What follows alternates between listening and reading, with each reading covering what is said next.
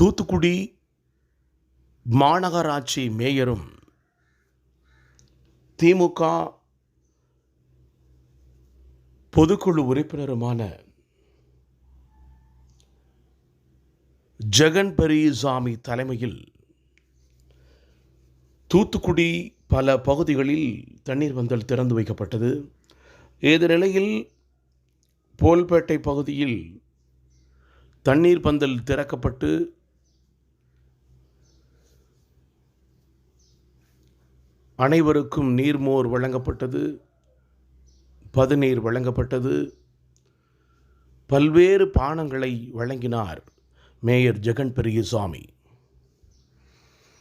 இந்த நிகழ்வில் திமுக மாமன்ற உறுப்பினர்கள் பலரும் பங்கேற்றார்கள்.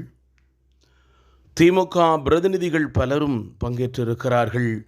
அந்த காணொளி காட்சியை நீங்கள் பார்த்து கொண்டிருக்கிறீர்கள். தூத்துக்குடியிலிருந்து தமிழண்டா ஜெகஜீவன்.